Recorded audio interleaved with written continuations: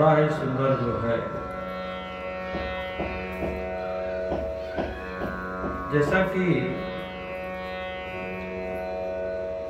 आप लोगों को बताया कि आत्मदेव जी जो है उनके घर में सब कुछ है, लेकिन बच्चा कुछ भी नहीं है। अब पड़ोसन तो परमात्मा की कृपा से ही मिलता है,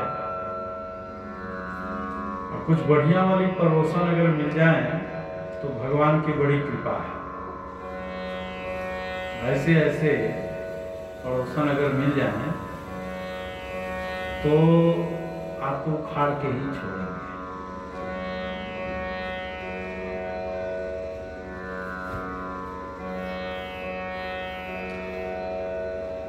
अब पड़ोसियों का भी आना जाना शुरू हो गया आत्म जी के घर में। आत्म जी के घर में पड़ोसियों का भी आना जाना शुरू हो गया।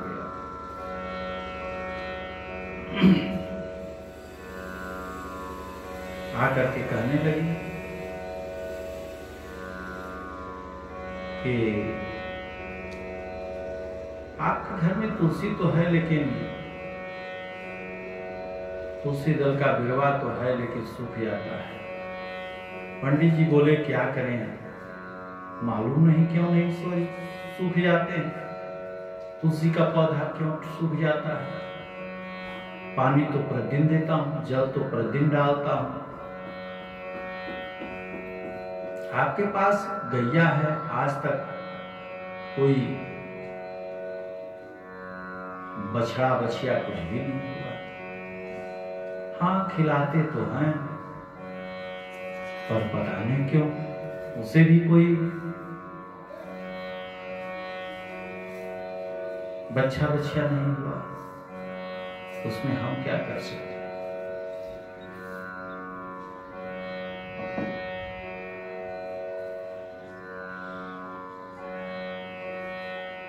आपकी पत्नी है, आपकी पत्नी को भी आज तक इतना दिन बीत गया, एक संतान तक नहीं है।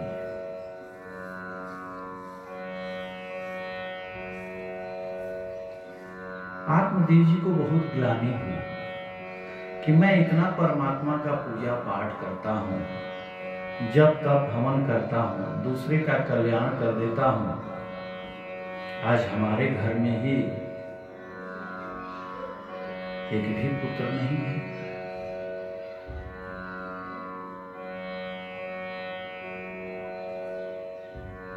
बड़े चिंता में हो गए।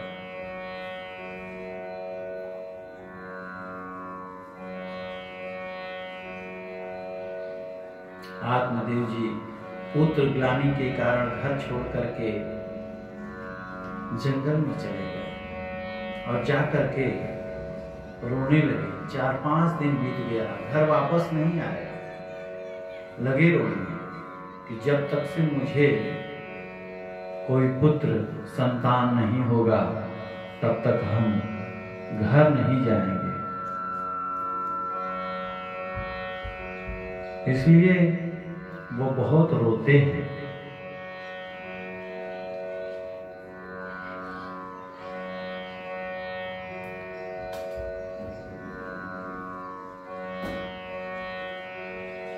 दो चार संत जा रहे थे उसी रास्ते से, और संतों की दृष्टि उस विप्र पर पड़ी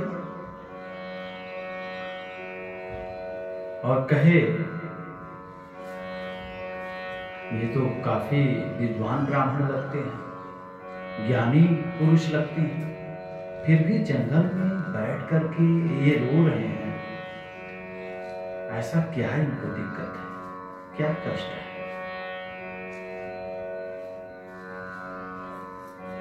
और संत का हृदय तो निर्मल होता ही है।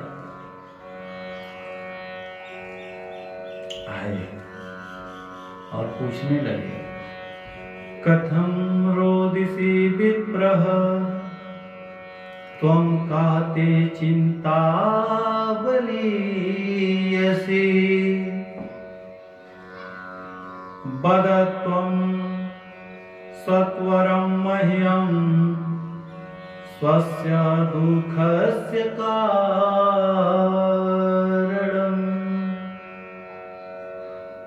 हे ब्राह्मण देवता, आप क्यों रो रहे हो? आप तो बहुत बड़े कर्मकांडी लगते हैं, विद्वान मालूम पड़ते हैं। पंडित जी संतों के चरणों में गिर गए, रोने लगे। क्या बताऊं, मैंने तो लग रहा है कुछ ऐसा पाप कर्म कर दिया जिसको मैं भोग रहा हूं। मेरे द्वारा दी हुई चीज देवता भी स्वीकार नहीं करते हैं, पितर भी स्वीकार नहीं करते हैं। जल देता हूं, पितर भी नहीं पीते हैं। मेरी गैया बाज हो गई, तुलसी का बिरवा सूख गया। हमारी पत्नी को आज तक कोई बच्चे नहीं हुए, कोई पुत्र नहीं हुआ। इसी पाप की वजह से ये सब हुआ है। मैंने निश्चय कर लिया है कि जब तक मुझे पुत्र की प्राप्ति नहीं होगी तब तक मैं घर जाने वाला नहीं। मैं घर लौट ही नहीं सकता, मैं जाऊंगा ही नहीं, यहीं इस जंगल में मर जाऊंगा। महात्मा के मन में बड़ा आश्चर्य हुआ और उनको समझाते हुए बोले, मुंचा ज्ञानम प्रजारोपम बलिष्ठा कर्मणो गति विवेकम तो समासाद्य त्यजत संसार वासना। पंडित जी, आपके मन में पुत्र की जो कामना है ये मात्र अज्ञान है। संत ने पंडित जी से कहा, यदि तुम्हारे घर पुत्र हो जाता तो समझ लेते परमात्मा की कृपा हो गई। यदि तुम्हारे घर पुत्र हो जाता तो समझ लेते कि परमात्मा की कृपा हो गई, और पुत्र नहीं हुआ तो समझो भगवान की बहुत बड़ी कृपा हो गई। क्या करोगे बेटा लेकर के? बेटा यदि घर में नहीं होता है तो लोग रोते हैं, 2-4 वर्ष रोते हैं, फिर सोचते हैं भाग में नहीं था सो नहीं मिला। बेटा होकर मर जावे तो भी कष्ट होता है। मन को लोग मना ही लेते हैं, पीड़ा 2-4 महीने होती है। भाई हुआ तो था लेकिन मर गया, क्या करें? परमात्मा को स्वीकार नहीं था, परमात्मा को दोष देते हैं।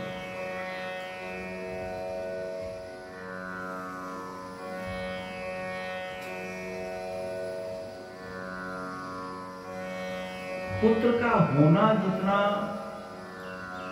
आवश्यक नहीं है उतना पुत्र का कुपुत्र होना बड़ी दुर्दशा है। अगर मान लीजिए कोई आपको पुत्र हो भी जाए और वो पुत्र कहीं कुपुत्र निकल गया है तो क्या करोगे? जीवन भर रुलाएगा, जीवन भर रोना पड़ेगा। फिर तुम्हें पुत्र की ज्यादा ही कल्पना है तो गोविंद को पुत्र मानो, कन्हैया को पुत्र मानो, परमात्मा को पुत्र मानो।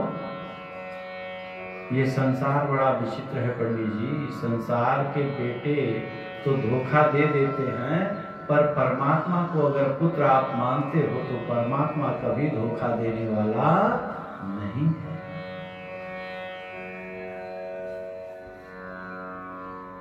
अब बेटा अंत में करता क्या है? मुखाग्नि देता है, सिर पे डंडा मारता है और घी उसी खोपड़ी में भर देता है। यही तो करता है, इसीलिए लोग पुत्र की कामना करते हैं।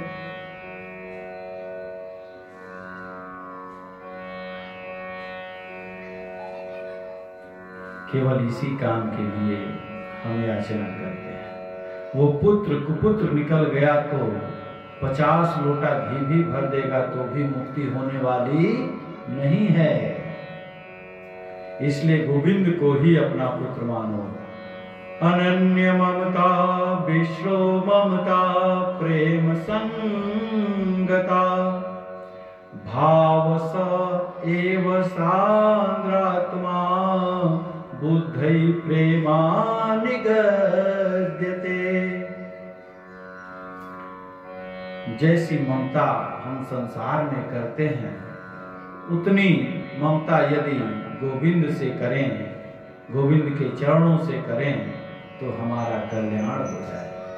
पंडित जी चरणों में गिरकर बोले, यही तो समस्या है महात्माओं की। थोड़ा सा हमने अपना दुख क्या कह दिया, लगे ज्ञान झाड़ने, प्रवचन देने लगे कि परमात्मा को पुत्र मानो और ये करो वो करो, ऐसे करो वैसे करो, ढेर सारी बातें।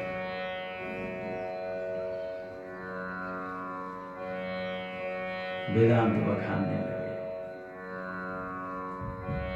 मैंने कह दिया कि मेरे घर में पुत्र नहीं है, इसलिए हमें तो पुत्र ही चाहिए।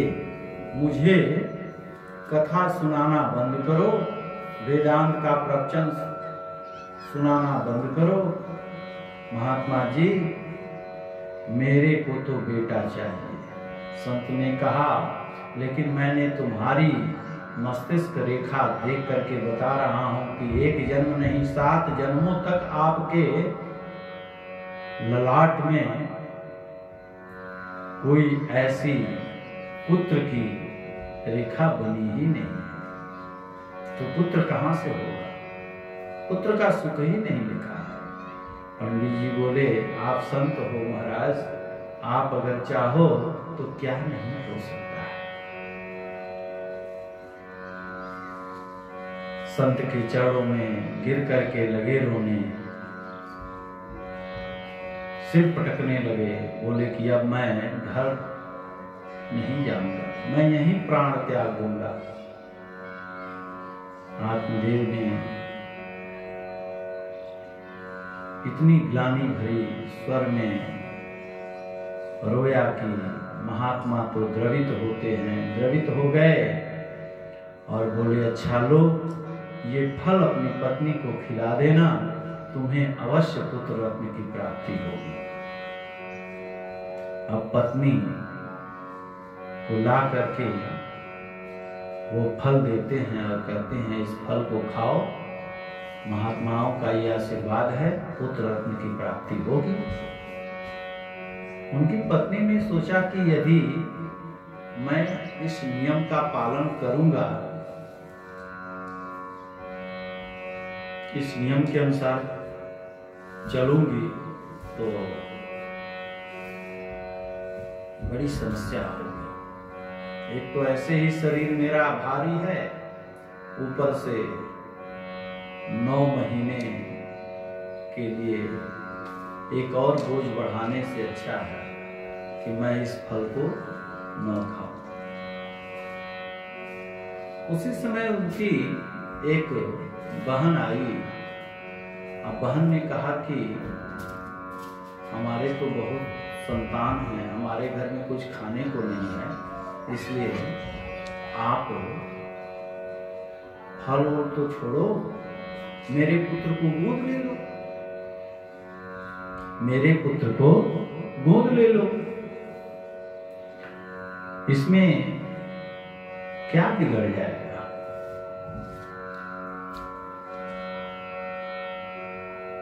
बोले फल, बोले फल गैया को खिला दो, इस फल का परीक्षण भी हो जाएगा कि इस फल के खाने से पुत्र होता है कि नहीं। और धुंधली ने ऐसा ही किया। फल गैया को खिला दी और अपने नाटक करके लेट गई। 9वें महीने जब होने को थे, उसी समय उनकी बहन ने ला करके अपने पुत्र को दे दिया और कहने लगी कि अब आप शोर कर दो कि हमें पुत्र रत्न की प्राप्ति हुई है। और ऐसा ही किया। आत्मदेव जी बड़े प्रसन्न हुए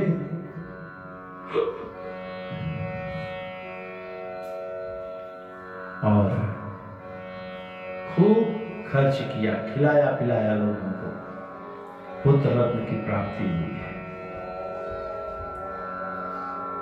जब नाम स्मरण की बात आई, नाम रखने की बात आई, नामकरण की बात आई, तो उन्होंने कहा कि मेरा नाम आत्मदेव है, मैं अपने पुत्र का नाम परमात्मा देव रखूंगा। क्या रखूंगा? परमात्मा देव। धुंधली ने कहा कि 9 महीने मैंने इसे गर्भ में रखा है, इसलिए मेरे नाम के अनुसार नाम होना चाहिए, मैं नाम रखूंगी। ठीक है, रख लो। बोले मेरा नाम धुंधली है तो मेरे पुत्र का नाम धुंधकारी होगा। उसी समय तो गैया ने भी एक सुंदर पुत्र बछड़े को जन्म दिया। सारा शरीर मनुष्य का और केवल कान गौ का था और वो बड़े ज्ञानी हुए, बड़े ज्ञानी हुए। आत्मदेव जी ने उनका नाम गोकर्ण रखा। गोकर्ण पंडितो ज्ञानी धुंधकारी महाखलः। धुंधकारी महान खल हो गया। इकलौता पुत्र था ना, इकलौता पुत्र के बिगड़ने का आसार बहुत ज्यादा रहता है, इसलिए वो बड़ा ही दुष्ट निकल गया। चोरी करने लगा, मारने लगा, गोली खेलने लगा, ताश खेलने लगा, जुआ खेलने लगा, सब सामान हारने लगा। घर का सारा सामान हारने लगा।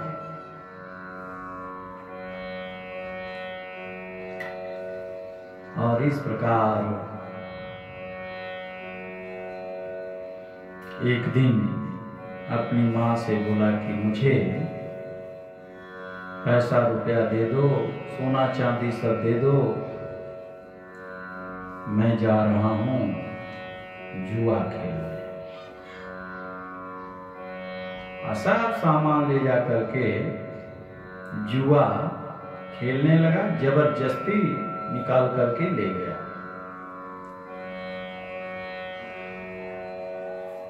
2-4 बार पकड़ा भी गया, बेश्याओं से संगति हो गई। आत्मदेव जी घर छोड़ करके चले गए थे और मां को भी मार पीट करके कुएं में धक्का दे दिया। उसका भी देहांत अवसान हो गया, वह भी मर गई। अब वो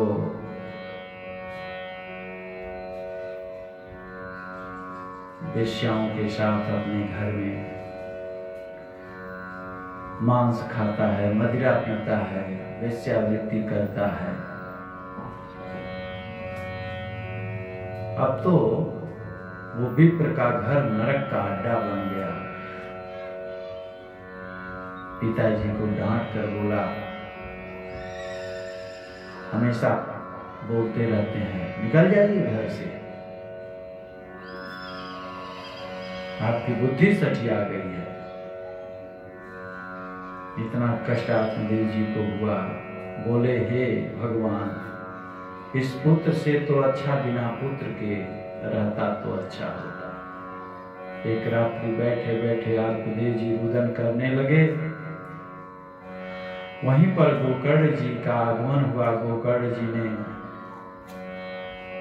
श्रद्धा भाव से आत्मदेव जी को, पिताजी को आकर के बोला, पिताजी आजकल आप बहुत उदास रहते हैं, कई महीने से देख रहा हूं। बेटा, मेरी समझ में नहीं आता मैं क्या करूं। घर को मेरे पुत्र ने नरक बना दिया है, क्योंकि मन में इतनी विरक्ति नहीं है। तुम ही मेरा मार्गदर्शन करो। देहि अस्थिमांसरुधिरे अभिमतिं त्यजत्वं जायासुतादिषु सदा ममता विमुञ्चा। इतनी बात सुन करके पश्यामिशं जगदिदं क्षणभङ्गनिष्ठं वैराग्यरागरसिको भवभक्तिनिष्ठा। पिताजी, मैं तो एक बात कहता हूँ कि पहले तो शरीर के प्रति जो हमारा देहाभिमान है, इस देहाभिमान को त्याग देना चाहिए। मैं शरीर हूं ऐसा मानना छोड़ दें। शरीर को चाहे पंडित जी बोलो, चाहे ज्ञानी जी बोलो, संत जी बोलो, शरीर की तो तीन ही गति होती है। जला दोगे तो खाक बन जाएगा, फेंक दोगे कीड़े मकोड़े खा जाएंगे, जमीन में गाड़ दोगे, ऐसे अंत हो जाएगा शरीर का। आप कभी घर के एकांत में बैठ करके आंख बंद करके आप सोचिए कि मैं कौन हूं।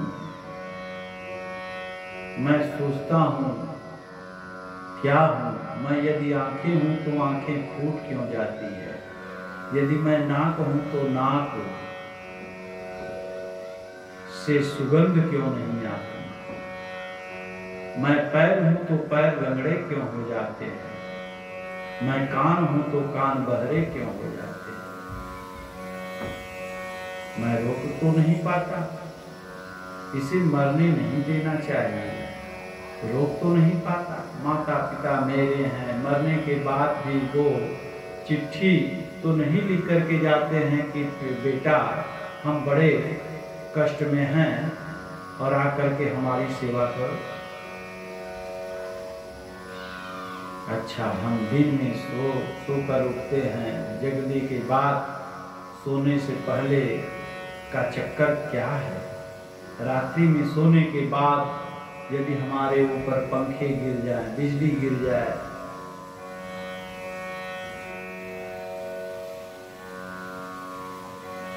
मरने के बाद मैं कहाँ जाता हूँ। 45 मिनट 50 मिनट यही मन में चिंतन करो तो आपकी आत्मा से केवल एक ही आवाज निकलेगी, चल रे हंसा अमर लोक को, चल रे हंसा अमर लोक को, यहाँ कोई नहीं तेरा है।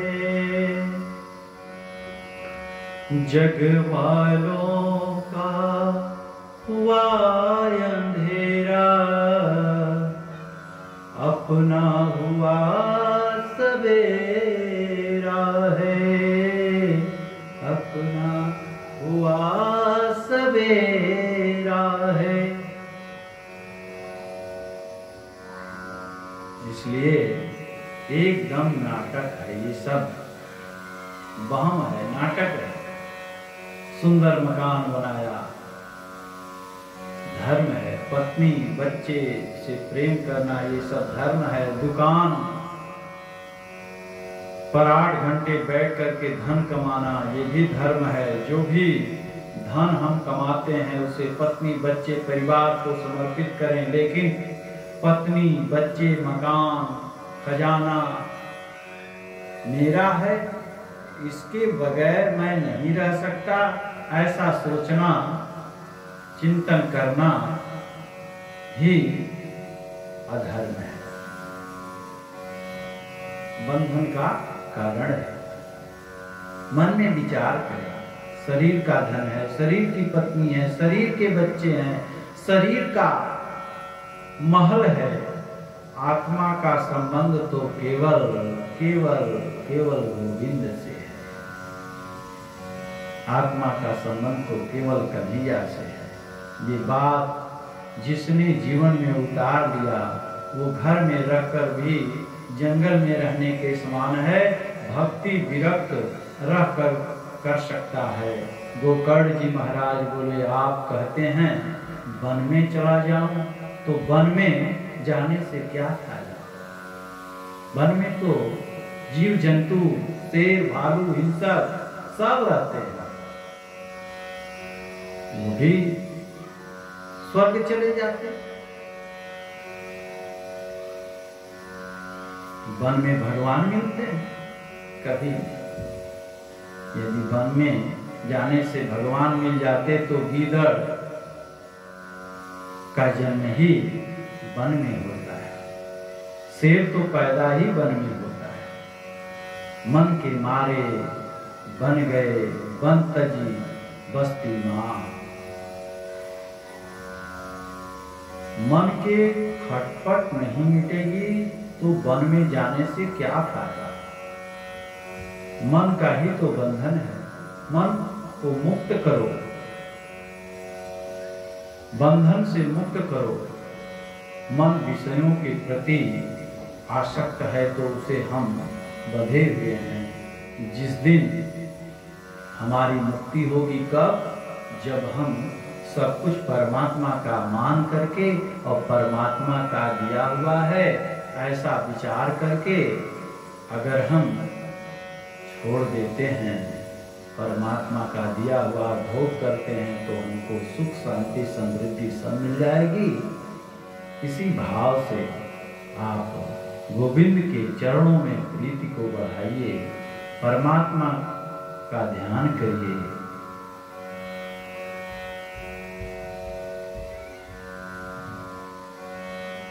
इस प्रकार से ऐसा उपदेश किया गोकर्ण जी ने आत्मदेव जी को। आत्मदेव जी परमात्मा का ध्यान करते करते अपने आप को त्याग दिए, परमात्मा में विलीन हो गए। और इधर धुंधकारी जो था सब वेश्यावृत्ति करने के वजह से गोकर्ण जी चले गए हरिद्वार प्रयाग, और इधर ये अकेला पड़ गया। अकेले बहुत उत्पात करने लगा। वेश्याओं ने उसे रस्सी से बांध करके मार डाला, और ब्राह्मण के घर में ही, आत्मदेव जी के घर में आंगन में ही गड्ढा खोद करके गाड़ दिया, और सारा सामान लेकर के महल से निकल गई।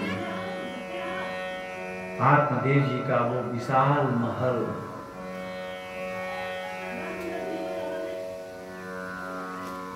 प्रेत का घर बन गया,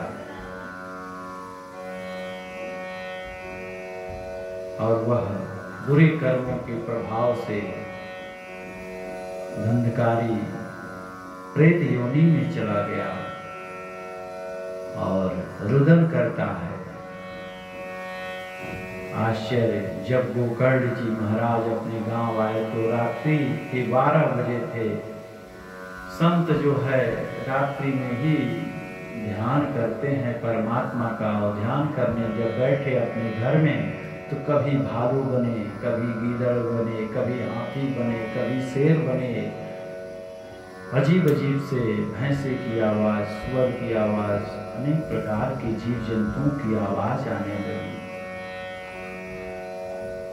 देख करके गोकर्ण जी ने कहा कि तुम कौन हो, प्रकट हो जाओ, वरना मैं इस जल से तुमको समाप्त कर दूंगा, श्राप दे दूंगा।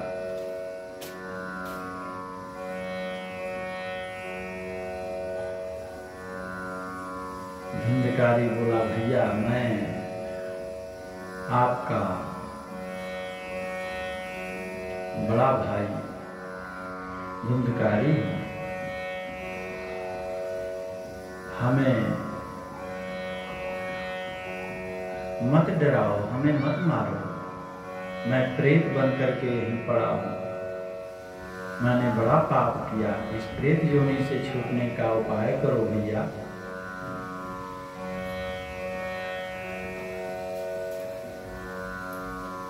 इसके बाद या निशा सर्वभूतानां तस्या जागृति संयमी, रात्रि भर बैठ करके गोकर्ण जी ने विचार किया और सूर्य भगवान वो स्नान करके जब जल दिए सूर्य भगवान को, तो उन्होंने कहा कि कोई उपाय बताइए। तब जो है भगवान ने कहा, गोकर्ण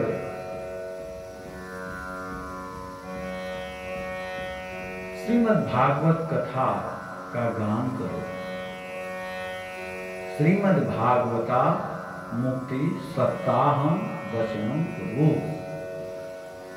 सप्ताह का वाचन करो, श्रीमद् भागवत सप्ताह का वाचन करो, तभी आपके भाई की मुक्ति होगी। बोले हमने तो गया में भी श्राद्ध किया था, गया में श्राद्ध करें चाहे कहीं भी श्राद्ध करें, जब तक से श्रीमद् भागवत कथा श्रवण नहीं किए तो आपको मुक्ति मिलने वाली नहीं है। लोग तो मरने के बाद,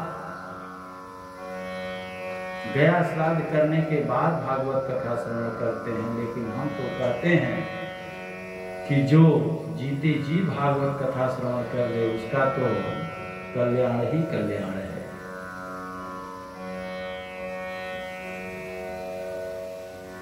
इस प्रकार से श्रीमद् भागवत कथा का वाचन किया। धुंधकारी ने के निमित्त भागवत की कथा करेंगे तो उनकी मुक्ति मिलेगी, ऐसा विचार मन में बन करके सुंदर व्यास मंच बना, मंडप बना। मंडप में व्यास पीठ पर गोकर्ण जी बैठ गए। सभी गांव के लोग, संत महात्मा सब इकट्ठा हुए। 7 कोर का बांस धुंधकारी को रहने के लिए स्थान दिया गया। धुंधकारी प्रथम ग्रंथि में प्रवेश किया और कथा प्रारंभ हुई। कथा प्रारंभ के बाद प्रथम दिन की कथा जब विश्राम ली तो एक पोर फट गया और दूसरे पोर में जाकर के ग्रंथि में जाकर के धुंधकारी बैठ गया।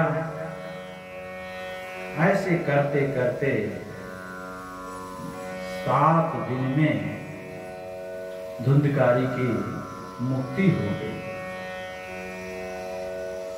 भगवान के धाम से उसके लिए सुंदर विमान आया, उस पर बैठ करके धुंधकारी जाने लगा। सभी लोगों ने कहा कि ये क्या, हम लोगों ने भी श्रीमद् भागवत कथा श्रवण की है, तो हम लोगों के लिए भी विमान तो आना चाहिए, नारायण के पार्षद तो आने चाहिए, हम लोग भी स्वर्ग जाएंगे। गोकर्ण जी ने कहा, सुनने में भेद था, हमने धुंधकारी के लिए ये श्रीमद् भागवत कथा सप्ताह वाचन किया था। जितना लीन होकर के धुंधकारी ने कथा श्रवण किया है, उतनी तल्लीनता के साथ आप लोगों ने कथा श्रवण नहीं किया है। कथा श्रवण करने में भेद रखा, इसलिए आपके लिए ये विमान नहीं आया है। तो पुनः आप लोग श्रीमद् भागवत कथा श्रवण करें, और जो जिस भाव से कथा श्रवण करता है उसको उस प्रकार से फल की प्राप्ति होती है। अत्रैव बहवः सन्ति श्रातारो मम निर्मला। कथा तो हजारों लोग ने सुनी। यदि भगवान भागवत सुनने से मुक्ति मिलती है तो सभी को भागवत सुनी है। सबके लिए तो मुक्ति का मार्ग प्रशस्त होना चाहिए, सबके लिए विमान आना चाहिए। धुंधकारी के लिए ही विमान क्यों आया? इस प्रकार से धुंधकारी के लिए गोकर्ण जी ने कथा श्रवण कराया और धुंधकारी की मुक्ति हुई।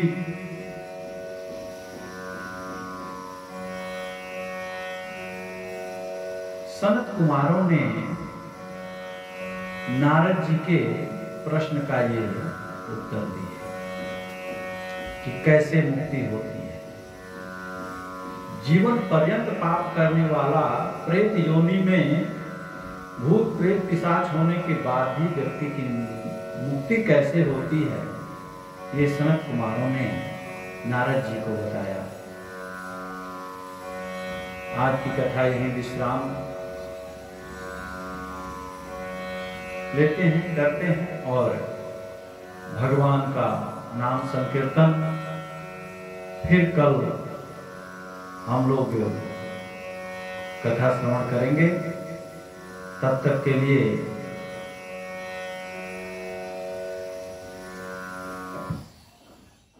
जय श्री राधे, जय श्री कृष्ण।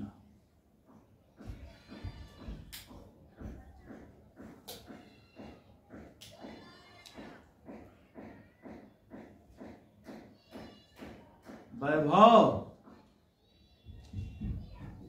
वैभव, लाइट गया, बंद कर दो। बंद कर दो। कट कट कट कट कर।